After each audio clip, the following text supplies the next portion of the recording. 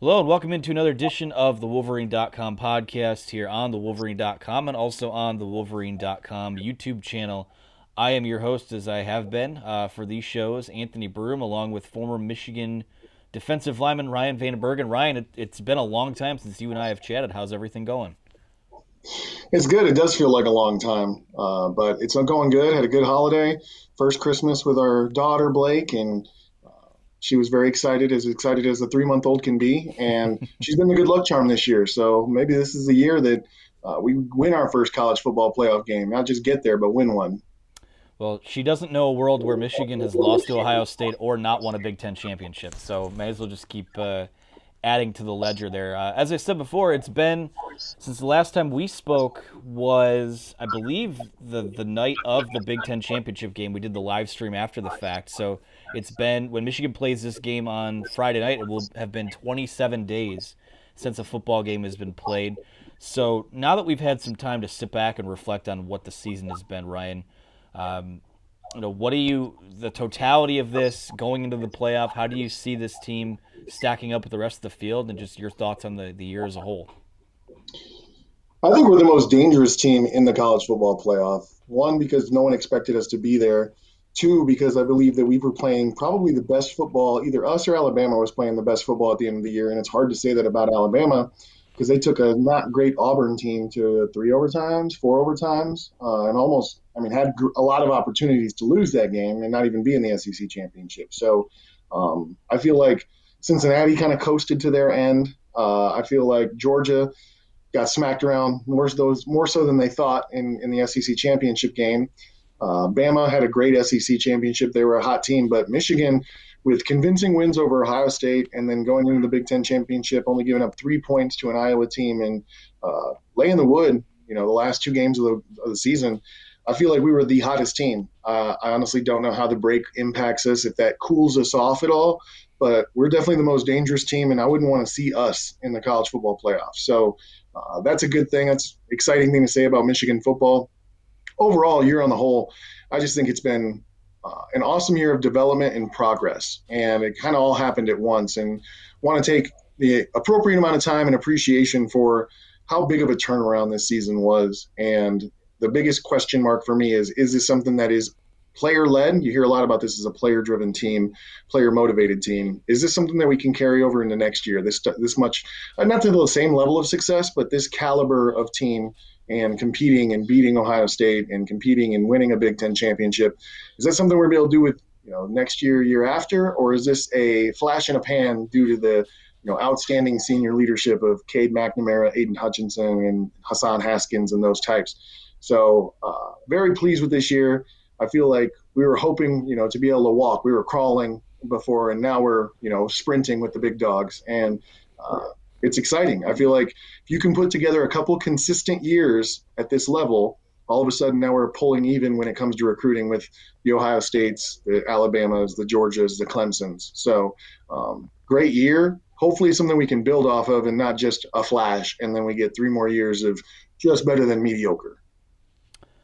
Well, what do you remember about bowl prep as a player? I mean, it's probably a little bit longer when you were playing between your last game of the year and your bowl game. But what is it about keeping that momentum, or how do you stay sharp when you have so much downtime? I feel like that's the toughest thing to do because you get into this rhythm and this flow. And we talked earlier that bye weeks can be great, but they can also be setbacks because they throw you off of the rhythm that you're used to game week, game in, game out. But one thing I think that this team has that's going in their favor is the fact that they have such great leadership. Usually, when we prepared for bowl games, you'd have a week, maybe 7 full days off after that last game, and then you'd start going back in weightlifting and fundamental drills, back to stance, back to coming off the ball, back to how you slant, back to how we do contain, and just going back and revisiting almost week one of fall camp in the first week of bowl prep. Then you go into 2 to 3 weeks of game planning, and you're still doing some of your technique stuff, some of your basic foundational things that you do by position, but you're also scheming and game planning Georgia. So right now, today was walkthrough mode and get ready for make sure you're polished on all the things that you're trying to achieve, whatever your game plan is offensively, defensively.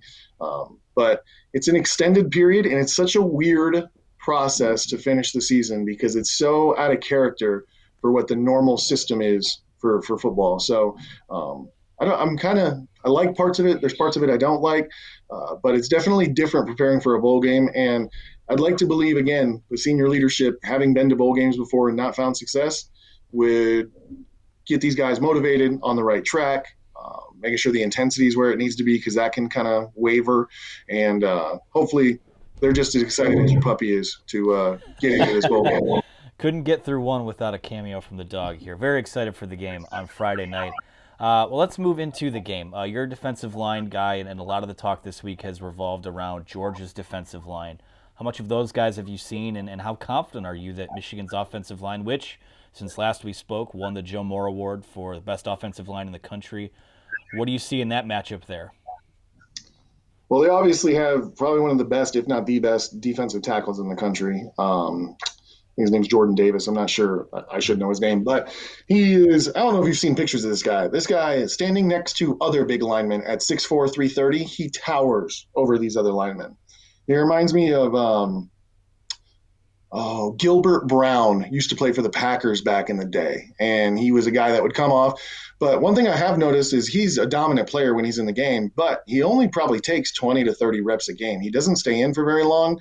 Doesn't seem like his conditioning is top level. It's hard to be a top level condition when you're 6'8", 375, whatever he is. But he's going to give us some problems on the interior. But I feel like this is something that Gaddis can scheme around. This guy's not going to be in the game every play. Have plays to check to if you're running in the A gap, B gap.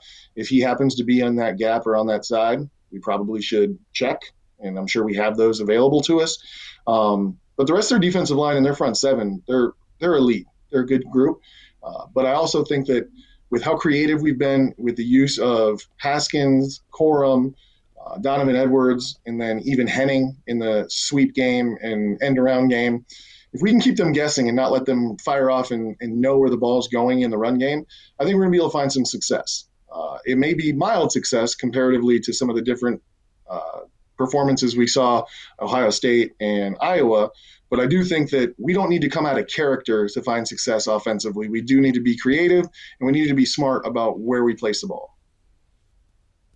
Well, we talked about some of that stuff. I mean, what are some other offensive keys to the game? I mean, if you're putting an offensive game plan together, who's the guy that you're really scheming to get the ball in his hands a lot on Friday night? I think I'm looking to get the ball to Corum on the edges, especially when Jordan Davis is in the game. If Jordan Davis is in the game, I'm staying out from between the tackles, at least early on. I'm going to wait till the second half when he's got a little bit of fatigue to him and see how it goes, see how my matchups are doing on plays that are outside and see what we're doing and if we can handle him. If we can, I'm kind of thinking you have a good combo of Haskins that runs between the tackles, Corum that runs on the edges, and then Donovan Edwards is a guy out of the backfield that you can look up for a matchup against a linebacker in the passing game. I love Donovan Edwards as a receiving running back. I think he's reminds me of James White for the Patriots back when they had him. So I would be finding balance and ways to get all those guys touches. Every time they touch a ball, they're fresh. And, Georgia, you got to find a way to defend all these guys. The other thing I think is keeping it balanced on first down. I feel like that's something we found late in the season that led to a lot of our offensive success is that even if we were throwing a swing pass, which most people would consider that an extended run, it's a pass on first down at a personnel that we traditionally like to run with. So I think keeping them guessing on first downs so that they can't tee up and try and stop the run game every play is going to be huge. And Gaddis, I feel like, has just blossomed as a play caller and really learned how to utilize his guys. So I look into that. And then red zone, that was one thing that early in the year, the way it finished, you wouldn't know it was a problem for us. But early in the year was a real struggle to not come away with field goals and not able to get it into the end zone. The last 4 games of the season, we very rarely, if ever, saw Jake Moody unless it was a point after touchdown attempt. So if we can keep our red zone offense as efficient as it has been, I feel like Georgia is going to have a problem keeping up with us offensively because their offense is nothing stellar, in my opinion. So our offense doesn't need to be great. They just need to execute, take care of the football. They can get 3 scores. I feel very confident that Georgia's going to struggle to score 3 times on our defense. Well, let's move over to the defensive side of the ball. There's been a lot of talk about like Daxton Hill. Is he going to suit up or not? Still some uncertainty. Harbaugh calls him a game time decision. He'll have a big impact on stopping a guy like Brock Bowers. But talk about the defense as a whole. I mean, some how they match up against Georgia's personnel and what you would be looking for the game plan to be on the defensive side, other than just Hutchinson Ojabo, go get him. Yeah, they're a good running team. It kind of is sneaky because they've distributed the ball so well in the run game, similar to kind of how we have with Haskins having a lot of carry. I mean, if Corum would have been healthy, uh, it would have been even more balanced between the two of them as far as the yardage we've gained on the ground. But they've spread the ball around. They've got over 2,200 rushing yards on the season, I believe, as a team. Stetson Bennett, great story. He's a walk-on guy that ended up making it and now is a starter. And I love the story, but he production wise hasn't produced at the level that I think that they want him to. They definitely struggle to move the ball downfield through the air. They need to rely on their run game in order to move the chains. So we should be looking at a lot of front seven stuff. It should look very similar to what Michigan's game plan was against Iowa defensively, because that's how I see them. The other thing that makes it a little nervous and will make people unsettled is that they look a lot like Michigan State without a Kenneth Walker. And Michigan State gave us some problems, but I think we fixed those. So I'm not super concerned that they can just steal Michigan State's play calling sheet and run the ball on us. But Bowers, that you mentioned, is an extraordinary talent. I don't know if people know about this guy because we don't watch a lot of SEC football in the Big Ten. Freshman tight end, leading receiver on the team. He might be like the third or fourth leading rusher on the team. He's a tremendous athlete. So be interesting to see if we get Dax Hill back, because I was thinking coverage wise, he's a matchup problem for us. And he's an answer for them to move the chains on third and shorts or third and fours, third and mediums, which I think they're going to be in a lot of those situations. He is a guy that he's probably the first read on a majority of their pass plays. And if we can keep him covered up and make him go to the second guy, that's going to work really strongly in our favor. So it'd be interesting to see if Dax Hill suits up. Even if he doesn't, who is going to cover Bowers, because he's just a matchup problem. And if we can't contain Bowers, if Bowers has 10 receptions for 150 plus yards and a touchdown or two, we're probably not on the winning end of this football game. He is a key to stopping him and then limiting what they can do in the run game and make them throw the ball outside the hashes to their receivers, make Stetson Bennett make some plays with Ojabo and Hutchinson coming after him. And for Michigan's defense, you can't give up a big play. That's kind of been the mantra all year. I feel like, again, make them take the slow route, which they kind of want to. They're like the Iowa team. They're not Ohio State that just wants to have big plays, but make them take the slow route, make them possess the ball, and see if they can pick up first downs consistently, because I don't think that they will be able to move the ball consistently throughout all four quarters. They may start moving the ball. We make some adjustments. We slow them down. But if Bowers is able to get free and Stetson Bennett starts feeling comfortable, we could be in a little bit of a situation defensively. Well, we've talked about this in big games that Michigan has played since you and I have done this podcast. XFactors, guys that we haven't talked about, unsung heroes, under the radar guys that you think could have a big impact for Michigan in this game.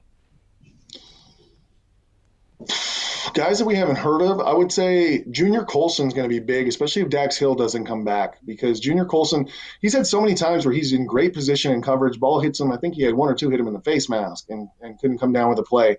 And he's, a tremendous talent. That's not a knock on this kid. He's in the right position as a freshman on a defense that's loaded with talent. He's going to be a star, but he's just been the guy that's in the right place at this point, and he hasn't made the big plays. I think, especially if Dax Hill is down, even if he's not down, he's going to be charged, I think, with coverage on Bowers. So he's going to see 8 to 10 targets come his way, and he's going to have to be in good position. So I think Junior Colson could be an X factor in this game defensively. We're going to need the best game we can out of Hutchinson, Ojabo, but we know those names. Junior Colson coming up with 8+ solo tackles, a couple passes defended, who knows? Maybe an interception, maybe. But if he can get that done, we'll be in a really good spot defensively. So someone from the linebacking unit is going to have a good game in coverage in order to keep them off the field. So why not him? Junior Colson's my guy. All right, it's time for our favorite game, fill in the blank. Michigan wins this game if? Michigan wins this game if they have 0 turnovers. I know that sounds basic, but I feel like Michigan, we match up well defensively. Both of our defenses, I would say, are an A+ rating if you were on Madden or NCAA 14 or something like that. We've got A+ defenses, both sides. But offensively, I feel like we have an advantage. I feel like we've got better talent. I feel like McNamara, I would take McNamara over Stetson Bennett any day of the week, especially the way he's been playing recently. And so I feel like our offense has a distinct advantage as long as we don't give them extra possessions. I don't know how they're going to get out in front of us. And I think if we get out in front of them, they're going to struggle to play from behind. They're not built to come back. You saw that in the Alabama game in the SEC championship. So we win the game if we take care of the football, point blank, period. All right, I'm sure it's a little more complicated than just the opposite of that, but Georgia wins this game if. Georgia wins this game if they I'll say Georgia wins this game if they win time of possession. I know that sounds weird, but I feel like Georgia wants to control the clock. They want to control the ball. They want to control possessions. I feel like they know that our offense is good enough to score and come back from behind if necessary. I don't think they want to score in a hurry. I think they want to possess the ball and have 13 play drives, 15 play drives that end in touchdowns. So I'm going to backtrack a little bit. Time of possession and red zone conversion percentage. Because if Georgia has to settle for field goals, I think we're going to score touchdowns, and that's going to cause an issue for them. So even if they win time of possession, if they have 4 possessions that end in field goals, that's only 2 scores for our offense. So they need to possess the ball well, and they need to convert in the red zone if they plan to beat Michigan. All right, Ryan, what's your game prediction?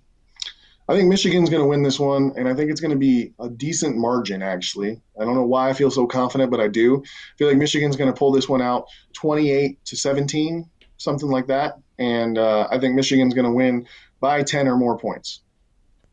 Okay, we love it. Any thoughts on the other playoff matchup? Alabama and Cincinnati will play at 3:30. Little appetizer before Michigan takes the field. What do you see happening in that game? Alabama is a 13.5-point favorite. Feel like you're going to watch lion tackle a gazelle in that game. I'm all about finding some distribution of talent and, having a non Power Five school in the playoff, I think is great. I do think Cincinnati deserved to be there, but I think you're going to see the talent disparity when Alabama plays Cincinnati. Do I think Riddler, the quarterback for Cincinnati, is a tremendous talent? Yes. But would I take him over Bryce Young? No, I wouldn't. And that's their best player. I think they are going to struggle mightily. I think that you're going to see a disparity of when you have all 11 guys are better than their 11, what a team can do to another team. And I see Alabama coming out and shellacking Cincinnati in a big way. I think they're going to win by 20 plus points. I think they're going to try and put an exclamation point on it. And I think Cincinnati, Riddler, I can't know if it's Riddler. I keep thinking Rattler. That's not him. But I don't know that he even finishes the game. He's going to start thinking about his NFL career, and he'll be done by the end of the third quarter. I hope that's not the case because I'm going to be home and watching that game looking for a good one and maybe weaknesses in Alabama because if I'm right, that means we're playing them in the national championship. But I don't see Cincinnati at any point feeling good once the ball's kicked off. It's going to be bad right from the start.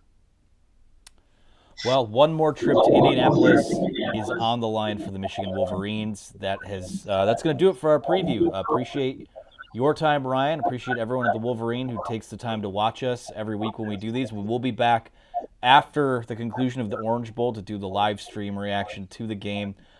So you can follow us here, subscribe to the YouTube channel, leave us a review on Apple, Google, Spotify, wherever you get your shows. That'll do it. Michigan and Georgia will play at 7:30 p.m. from Hard Rock Stadium in Miami. We'll see what happens, but we'll talk to you soon. Thank you so much for watching.